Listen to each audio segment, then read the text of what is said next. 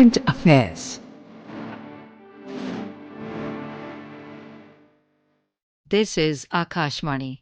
In the weekly program Current Affairs, now we bring you an exclusive interview with Sanjay Kumar Agarwal, Chairman, Central Board of Indirect Taxes and Customs CBIC, on the next generation GST reforms. Interviewer is Anubha Rohatgi.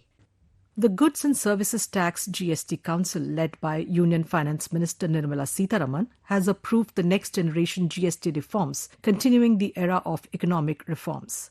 Prime Minister Narendra Modi said that this is the government's commitment to India's middle class. NDA सरकार में हमारा जोर इस बात का है कि बचत कैसे ज्यादा से ज्यादा हो, परिवारों का खर्चा कम कैसे हो, और इसलिए अब जीएसटी में इतनी ज्यादा कटौती कर दी गई है।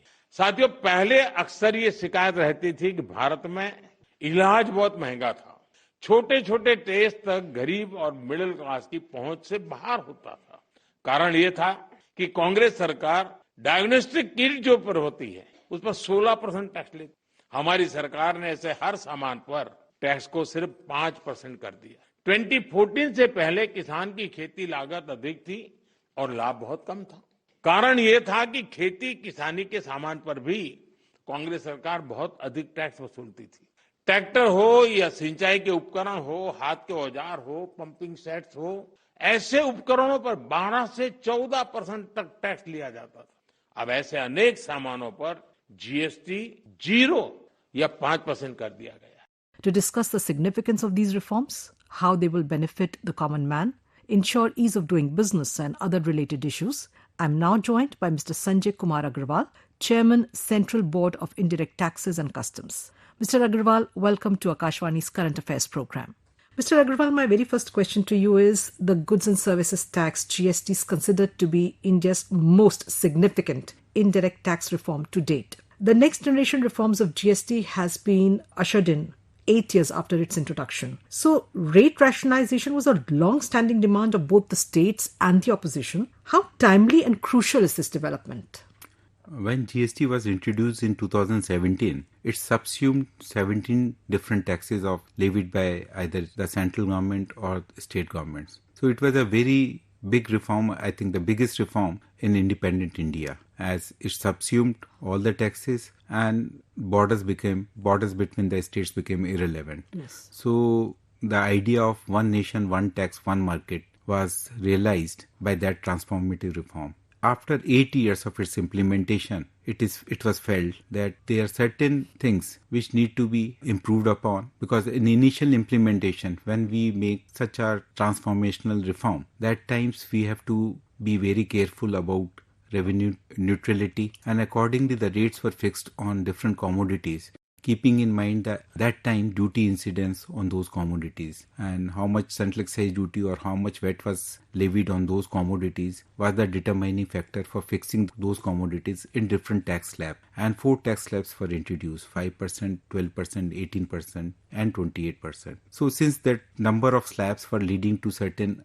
uncertainties and tax disputes on the rates which are applicable, so this was a concern of the industry, that there is a need for simplification of the rate structure so that GST become truly simple and transparent. So that was one thing. And secondly, over the period of time, this 8-year period of time, GST has completely stabilized. Yes. And the revenue from the GST was quite robust. And in last year, the gross GST collection was to the tune of 22 lakh crore rupees. So that was substantial revenue collection. Tax buoyancy is good, and therefore it was thought that this is the right time to do this exercise. And it was a mammoth exercise because it was a complete and comprehensive exercise. And another thing which I would say that provided certain cushion to conduct this exercise is that the compensation cess, which was levied for initial 5 years to ensure that the growth of revenue in states is at the level of 14%. That was to end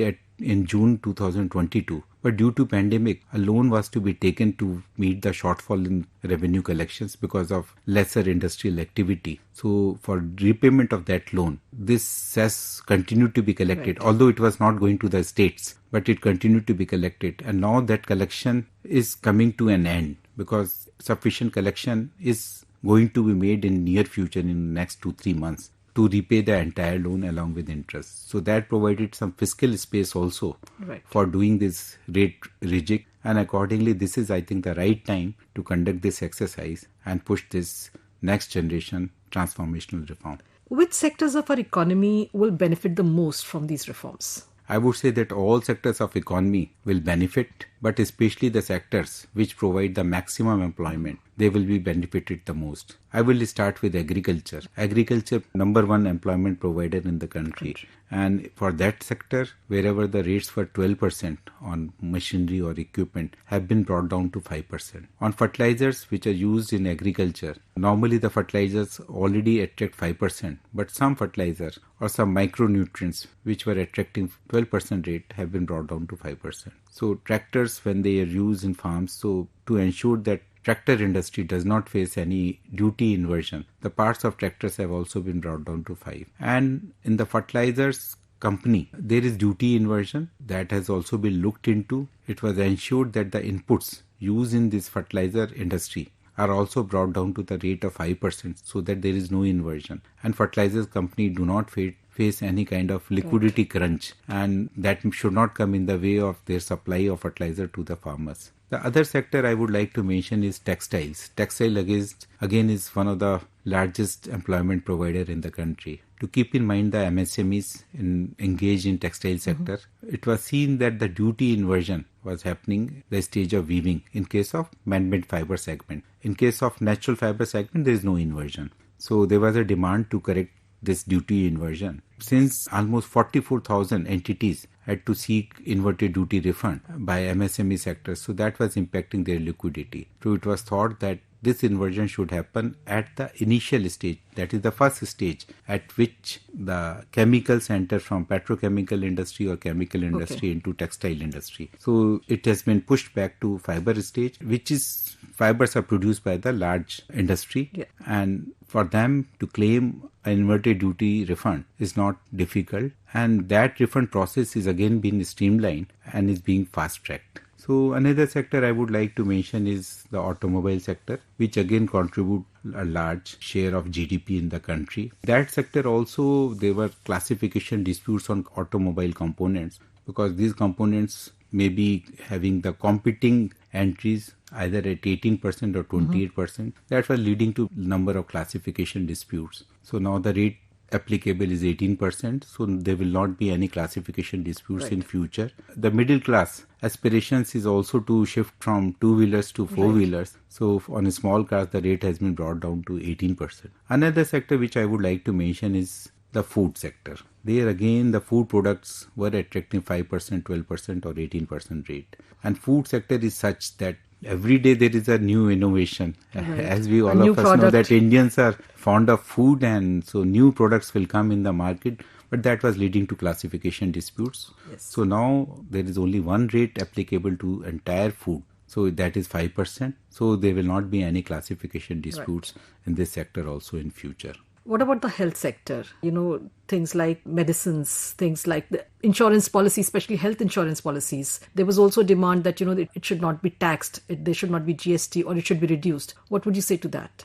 Yeah, in health sector also, the medicines which were attracting 12% rate have now been brought down to 5% so that medicines become more affordable to the patients. On insurance side also, there was a consistent demand for reduction of duty on health insurance policies and lifetime policies. So in those two policies also, rate has been brought down to nil. So that will benefit the policy holders, and they will be getting the policies at cheaper premium. Hailing the next generation GST reforms, Prime Minister Narendra Modi said that this is the government's commitment to India's middle class. साथियों, मैंने लाल किले से इस बार 15 अगस्त को कहा था कि भारत को आत्मनिर्भर बनाने के लिए नेक्स्ट जनरेशन रिफॉर्म करना बहुत जरूरी है। मैंने देशवासियों से भी ये वादा किया था कि इस दिवाली और छठ पूजा से पहले खुशियों का डबल धमाका होगा। भारत सरकार ने राज्यों के साथ मिलकर के एक बहुत बड़ा निर्णय किया है और बहुत महत्वपूर्ण निर्णय है। अब जीएसटी और भी ज्यादा सिंपल हो गया है, सरल हो गया है। जीएसटी के मुख्यतः दो ही रेट रह गए हैं, 5% और 18%, 5% और 18%। और 22 सितंबर सोमवार जब नवरात्र का पहला दिन है, और ये सारी चीजों का मातृशक्ति को संबंध तो बहुत ही रहता है, और इसलिए नवरात्रि के इस प्रथम दिवस पर जीएसटी का जो एक रिफॉर्म वर्जन है, नेक्स्ट जनरेशन रिफॉर्म किया हुआ, वो लागू हो जाएगा। मीडिया के कुछ साथी इसको जीएसटी 2.0 के रूप में कह रहे हैं, लेकिन असल में ये देश के लिए सपोर्ट और ग्रोथ की डबल डोज है। डबल डोज यानी एक तरफ देश के सामान्य परिवार की बचत और दूसरी तरफ देश की अर्थव्यवस्था को नई मजबूती। नए जीएसटी रिफॉर्म से देश के हर परिवार को बहुत बड़ा फायदा होगा। जीएसटी में हुए इस रिफॉर्म्स का अगर मैं सार बताऊं तो यही कह सकता हूं कि इससे भारत की शानदार अर्थव्यवस्था में पंच रत्न जुड़े हैं। पहला, टैक्स सिस्टम कहीं अधिक सिंपल हुआ। दूसरा, भारत के नागरिकों की क्वालिटी ऑफ लाइफ और बढ़ेगी। तीसरा, कंजम्पशन और ग्रोथ दोनों को नया बूस्टर मिलेगा। और चौथा, ईज ऑफ डूइंग बिजनेस से निवेश और नौकरी को बल मिलेगा। और पांचवा, विकसित भारत के लिए कोऑपरेटिव फेडरलिज्म यानी राज्यों और केंद्र की साझेदारी और मजबूत होगी। Like the Prime Minister, Union Finance Minister Nirmala Sitharaman also said that these reforms have been carried out with the focus on the common man. Let's listen into what she had to say. Reforms have been carried out with a focus on the common man. Every tax levied on common man's daily use items have gone through a rigorous looking into, and in most cases the rates have come down drastically. Labor-intensive industries have been given a good support. Farmers and agriculture as a whole will also benefit by the decisions we have taken today. Health-related also will benefit. So the key drivers of economy have been given a prominence. We've resolved classification-related issues, and we have ensured that there will be stability and predictability about the GST. Rate rationalization, of course. We've reduced the slabs. There shall be only 2 slabs, and we are addressing also the issues of compensation cess. Ease of living, simplifying registration, return filing, and refunds. How will the simplified two-tier tax structure impact the tax burden of the common man? I would say that without the leadership or the guidance of the Honorable Prime Minister and day-to-day guidance which Honorable Finance Minister has provided to us in conducting this exercise, this kind of reform would not have been possible, because it is a very bold reform and it is very comprehensive also. Right. So the interest of common man is the foremost priority in doing this exercise, and it has been kept in mind. Items of daily necessities of common man are kept at merit rate. For that, a study was made how a common man spent his budget on his monthly buying. So once that study has been done, so the items on which common man spends his money, so those items have been kept at merit rate of 5%. So what Prime Minister has said in his speeches is actually the cornerstone or touchstone for determining the rates at which the commodity should be charged. The Prime Minister also mentioned the MSMEs. So earlier there were 4 tax slabs, which have now been collapsed into 2 tax slabs of 5 and 18%, like you said. So how big a relief is this for businesses, small businesses, MSMEs, ensuring ease of doing business and compliance as well? I would say that MSMEs would be the biggest beneficiary of this reform process, because if tax system is complex, then the big corporations, they can hire consultants for the compliance. But MSMEs, they cannot afford consultants, and many times they land up in tax disputes that take away their working capital, and ultimately it is disastrous for MSMEs in case they enter into any kind of disputes. This simplification which has come with this transformational reform with 2 rates only will definitely help MSMEs, will provide them tax certainty, and they will not be facing any kind of disputes on account of classification or valuation. So that really will help MSMEs in conducting or focusing on their business. Apart from that, when MSMEs, they have to take the registration, most of the times the small businesses, they are in retail segment, that they are retailing the goods, or they may be self-employed. They may be conducting some business, they are providing some services like maybe or health fitness service or beauty parlor service. So these kind of businesses, they don't pass on input tax credit. So the conditions were kept very stringent for registration. so that fraudulent entities don't enter into GST ecosystem. But for this segment, there was no need for keeping the conditions very stringent. So for that sector, a simplified registration scheme has been introduced. So in that scheme, once they opt for not passing on more than 2.5 lakh per month ITC, in such kind of applications, registration will be granted automatically by the system within 3 working days. It's a big relief for obtaining the registration. Apart from that, I would like to mention that MSMEs,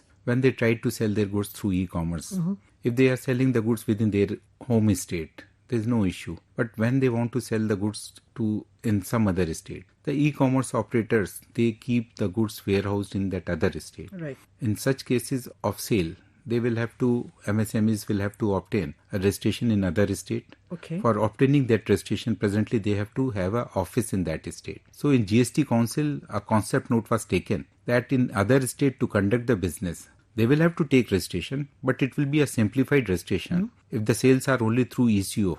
And in that case, they will not have to establish an office in other state. Okay. That's a big relief. Definitely. And that will open the doors for MSMEs to sell their goods in other states without incurring additional cost. That concept paper got in principle approval of GST Council, and now the modalities are being worked upon. And in the next GST Council meeting, it will be taken again, and this kind of facility will be provided to MSMEs. Now, Finance Minister Nirmala Sitharaman has said that with these reforms, the next generation GST reforms, the government had corrected inverted duty structure. You were referring to it earlier in our conversation. She said that these reforms are not only on rationalizing rates, but they are structural too. So can you explain how this has been done? What exactly is duty inversion? Because inverted duty structure is something which, common man may not know what it is and how it impacts their tax burden, how it impacts their spending. In GST system, if the final product is subjected to a lesser rate of duty as compared to the inputs, that is called inversion in duty, because inputs attract higher rate and final product lower rate. So on input tax, credit can be taken. So that leads to accumulation of input tax credit. And if there is accumulation, and so it blocks their capital, there is a provision to refund this accumulated credit. But again, it's a procedural hassle for small businesses to take this refund. So as far as possible, there is always an attempt to correct the duty inversion. But in all cases, it is not possible because the final goods may be in the nature of merit goods, whereas the inputs may find application in so many segments. All right. So if we lower the duty on inputs, then in those other segments, the final products may also be at higher rate of duty. So there is no inversion in those sectors. So therefore, if inputs are primarily used in a segment where the rate of duty is low, like in case of fertilizer, which I explained just now. So that kind of duty inversion is unavoidable. So in case of unavoidable duty inversion cases, again, a process reform has been done to ensure that in case of compliant businesses, this refund is granted in a time-bound manner, quickly, and maybe within 7 days on provisional basis up to the extent of 90% of the claimed amount. So for the government, will these next generation reforms affect its revenue? If so, how? Because earlier we had 4 slabs. So from 4 slabs to come down to 2 slabs, it may have some revenue implications for the government. What kind of revenue implications will be there?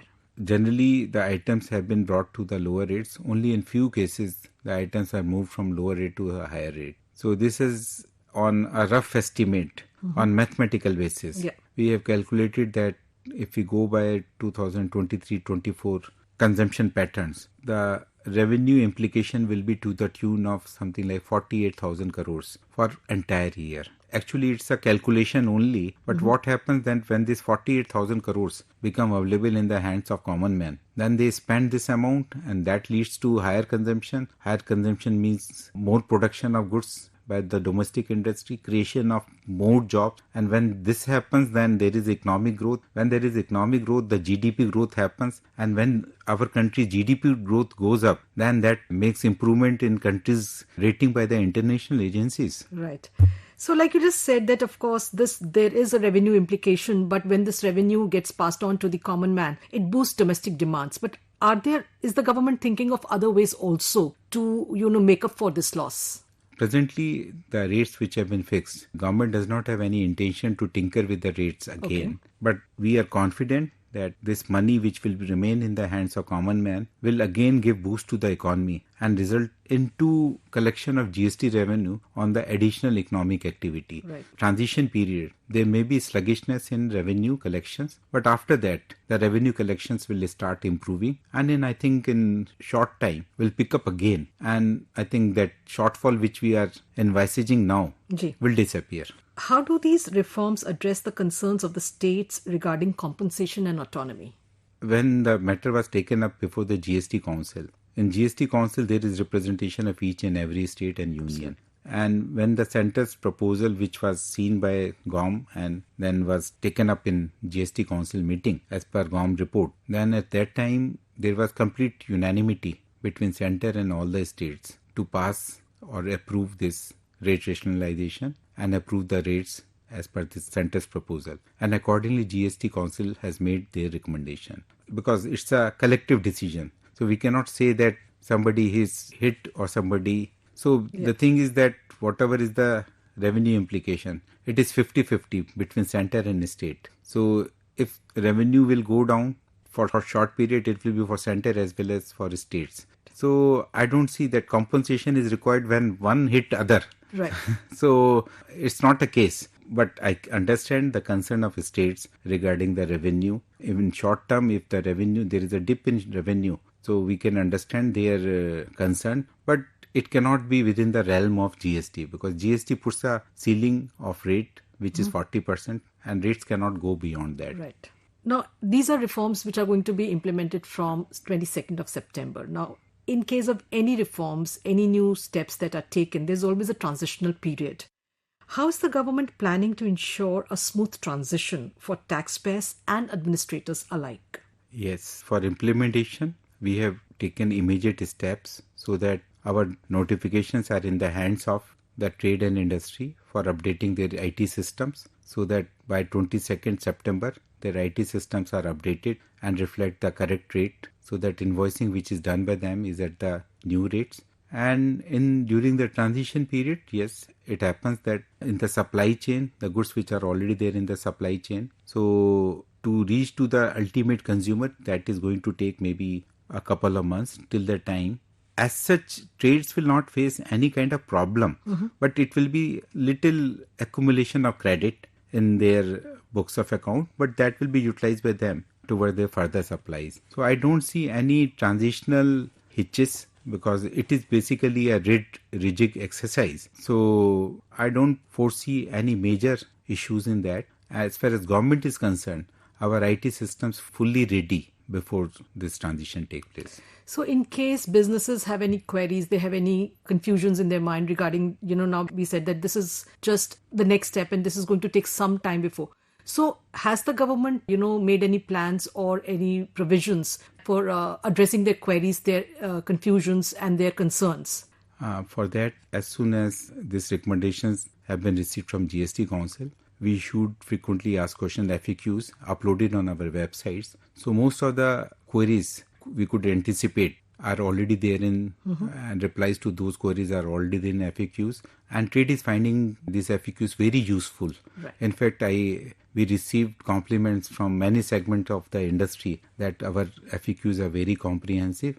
But in addition to that, wherever we are receiving queries and we are finding that queries are general queries, we are preparing additional FAQs and will be uploading on our website so that queries are answered in no time. And in addition to that, we will be conducting and we have instructed our field formations to remain in touch with trade and industry to clarify any issue raised by them. In addition to that, we are bringing out lot of publicity campaign, and the new rates are publicized by printing it in the print media or through the social media so that everyone is aware what are the new rates applicable on different goods. What about the corporate sector? So far, we have talked about the benefits that will, be passed on to the common man, to the MSMEs through the next generation reforms. What about the corporate sector? What are the implications of a simplified tax structure for India Inc.? We are confident that whatever benefits are accruing due to the rate cuts reach to the common man. And for that, we are keeping a very close watch and monitoring the price trends post this rate cut and post rate cut, Yes. so that we ensure that benefits are passed on by the industry to the ultimate consumers. And in case we will receive any complaints, we will take up those complaints with the industry bodies, because we have received assurance from various trade bodies that their members have pledged that rate cuts will be passed on to the ultimate consumers. Right. So all ministries are keeping a watch over it. Earlier, we talked about ease of doing business for domestic businesses. Will the next generation GST reforms improve India's standing in global ease of doing business rankings? If so, how? Definitely yes, because in past also we received representations from those who want to invest in India that our GST rate structure is complex. It leads to uncertainties. Those concerns are now addressed. And because these companies, when they make an investment decision, they compare the tax system with the competing countries like Vietnam or other countries. And only if they are sure that tax system in the country is simple and provides certainty, they make investment. Right. So now this, after transformational reform, next gen reform, there will be certainty about the tax liabilities. So it will be very attractive for the foreign investors in the country. And to that extent also it will give a boost to investment in India. How will these next generation GST reforms boost India's self-reliance under the Atmanirbhar Bharat scheme that the Prime Minister has been talking about and always talking about? Yeah, India is a big economy. It's the fourth largest economy at present, soon to become the third largest economy. And this economy is primarily on the domestic consumption. So rate rationalization exercise, which has been carried out now, will lead to increase in consumption, because the money which is in the hands of the people actually be used for increasing the consumption. Right. So it will give boost to domestic demands, and it will lead to the more industrial output, and it will help us in achieving our goal of Atmanirbhar Bharat.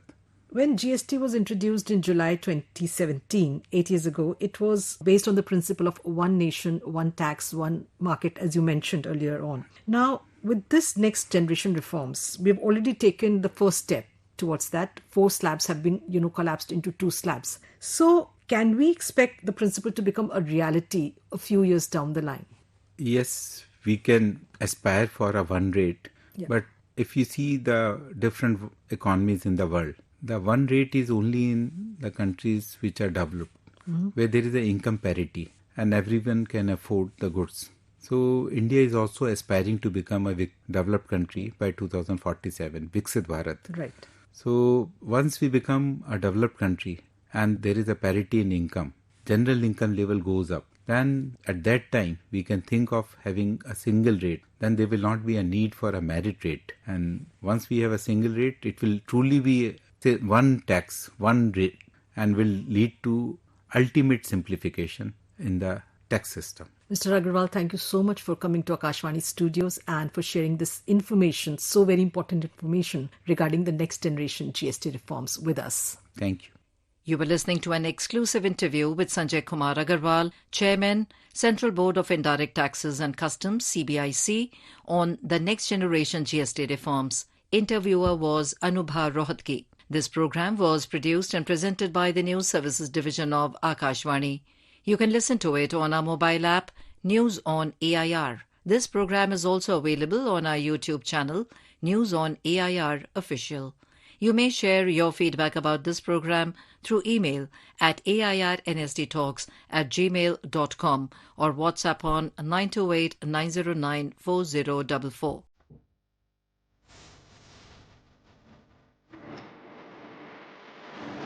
Current Affairs.